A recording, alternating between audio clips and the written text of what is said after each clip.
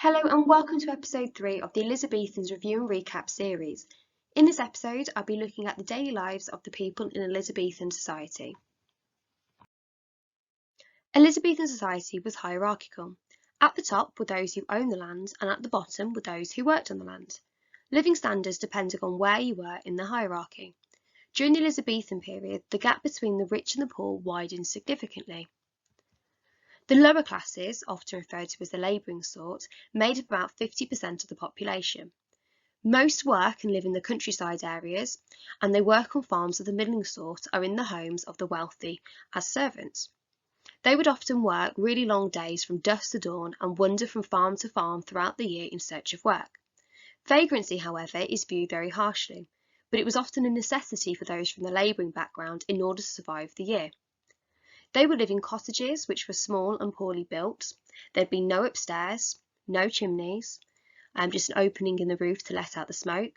There'd be no glass windows because it was expensive and let valuable heat out of the house. Often just 2 rooms, and there'd be a bare earth floor.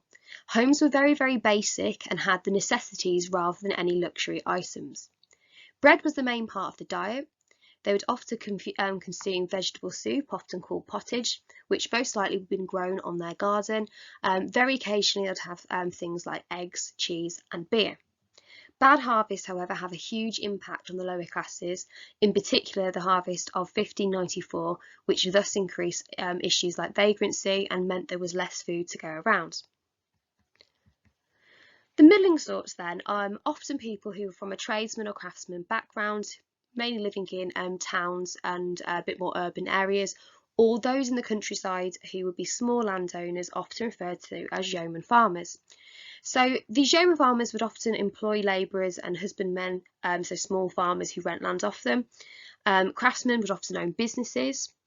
The houses would be more comfortable than those from the labouring sorts. Sometimes they'd have 2 floors, fireplaces and glass windows.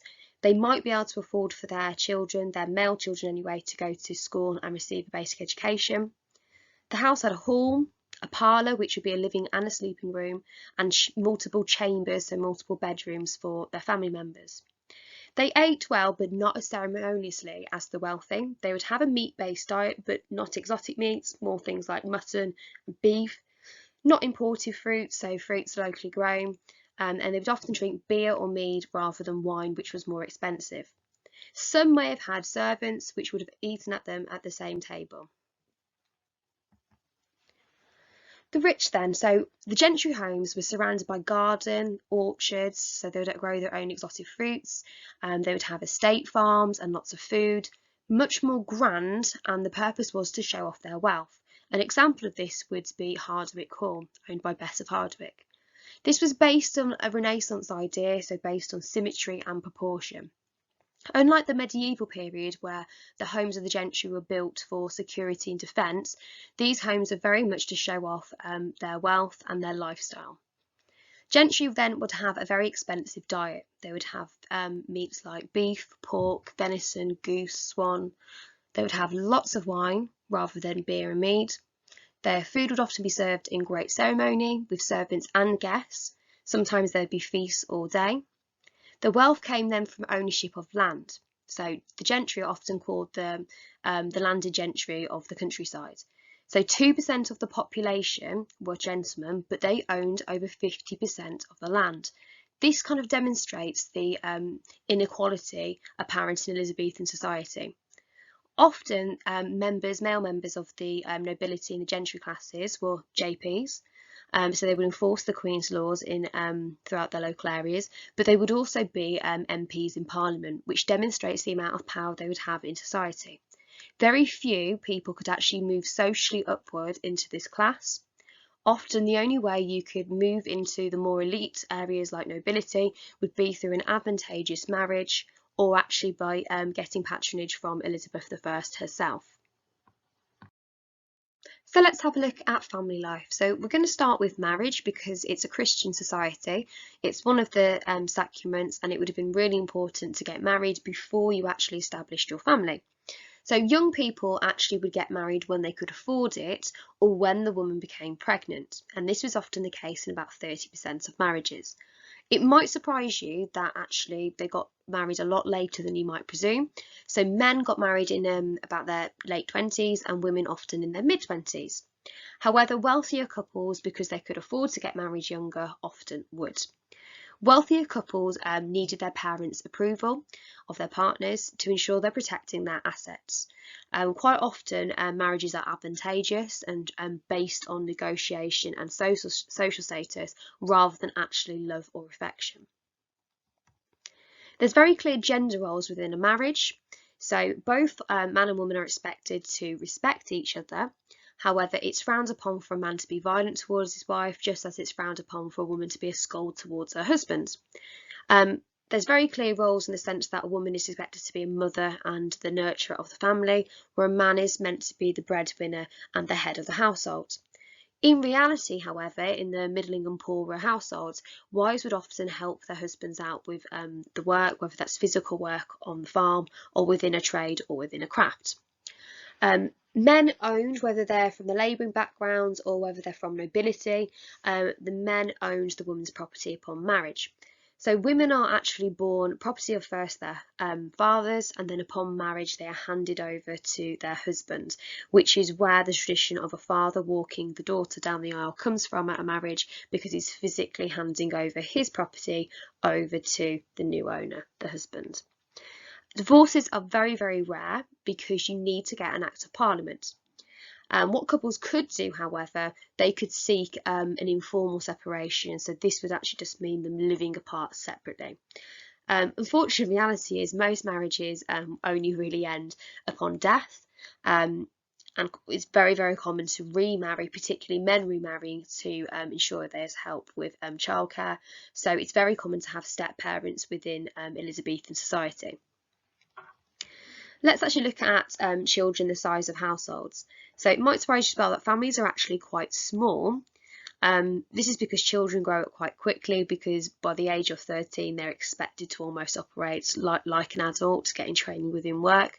But it's also because a quarter of all children actually die before the age of 10, so there's high infant mortality. So this explains why there's actually not that many children within labouring and middling families. It's a bit different within gentry and nobility classes, because they really want to make sure they've secured their dynasty. It's really important for them to have lots of children to make sure there's an heir to the estate to carry on the family legacy. Most children within labouring and middling families would start work about age 7, and only the wealthy children would go to school. From about age 13, and in the poorer and middling families, children would leave the home to become apprentices or servants elsewhere. So households mainly remain what we call nuclear. So what this means is immediate family wouldn't live in the same property, so it would be very much parents and children. Especially because children leave home when they are 13, it means that families become spread out. So you might have relatives in the next village or town, but very rarely would you have extended family living under one roof. And it's also very rare for family to live abroad at this time. And lastly, let's have a look at the issue of poverty. I said at the start of the video that poverty significantly increases and the gap between the wealthy and the rich widens, and that's largely down to several long-term and short-term factors. The most pressing being the fact that the population in England doubles from 2.4 to 4.1 million from 1520 to 1600. This is a really significant and steep increase in population, and this will then increase issues to do with the price of food and also competition for work.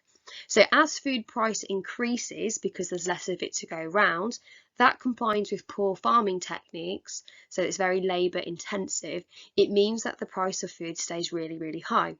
However, because there's lots of competition for work and lots of people willing to work, it actually means wages stay low.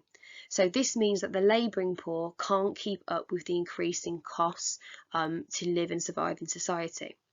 Some of the short-term issues then, so we've got several harvest failures, particularly the one in 1590s. It leads to severe food shortages and again price increasing. There's also been a decrease, so a downturn in the cloth demand. So cloth was a heavily traded item with countries like the Netherlands, but in the 1580s it starts to decline and it puts a lot of people out of work. So this increases vagrancy. The plague also has a big impact. There's several outbreaks within the 1500s. It will lead to starvation, death, and again increased vagrancy, so people left without work and therefore having to travel the country. Those who couldn't travel, however, so this might be the elderly, the disabled, women and children, started to be referred to as the settled poor because they were settled in one area. So how did the government react? So the governments are actually more worried about the threat of the vagrant poor rather than actually helping the settled poor with the root cause of the problem, so that would be severe poverty. Vagabonds then, so those viewed as being thieves and criminals, started to be treated more and more harshly. In 1572, there was a law that stated that they could firstly be burnt through the ear, so they are recognisable on their first offence, and on their second offence they could be hanged, so the death penalty for the crime of being a vagabond or a vagrant. In 1589 as well, it became the law which made it illegal to shelter a vagabond within your home. Towns had to deal with then the issue of the settled poor, so those people who were vulnerable and unable to work, and this saw the introduction of a poor rate. So this is where the gentry and the middling sorts had to pay a local tax to provide for the poor, and this gave the poor 3.5p each day. So not a lot of money, but enough to survive. So able-bodied men or women were given wool, or a skill, so that they can go and work within the home, and that would obviously give them payment, but in return for work. They'd often be punished within workhouses if they refused, and to teach them the value of working. And this also leads to the categorisation of the poor into 3 different categories. We've got the impotent poor, so those people unable to work, sometimes referred to as the godly poor. So these will be people who are disabled, elderly, sick, children, for example. The able-bodied poor, so those who are physically able to work. And then we've got our vagabonds. So our vagabonds would be those seen as being the fake beggars and the thieves, unwilling to work. This leads to the introduction of something called the Poor Law of 1601. Because by the 1590s the problem with vagrancy and poverty has gotten too large, the government are forced to act. So JPs now become overseers of the poor, and they have to collect the poor rate to ensure it's being distributed in their local area. Begging is forbidden because of the issues and the fears around being a vagabond. Vagrants begin to be whipped and sent back to the village of their birthplace, so they're actually removed from the local area instead. The impotent poor, so those people like the elderly, the sick, for example, would actually be looked after for the first time in what we called almshouses. Work would be given to the able-bodied poor, and work-shy was sent to the houses of correction. Because of the growth of Puritanism in the Elizabethan times, the House of Correction was really there to reinforce the value of work and hopefully instill this retribution to the idea that they need to suffer to understand that they've done wrong, to hopefully avoid the crime from being repeated. However, this does not solve the problem of poverty, but it did provide a safety net and ensure some would survive the bad harvest. And this is the first time in the history of England that the government have actually intervened on this level to try and deal with the issue of poverty. It showed responsibility of looking after the poor was now down to the state and not just neighbours or the church. It also showed that taxation could be used to help others. So this is a very significant change, but it does have limited reasons of success.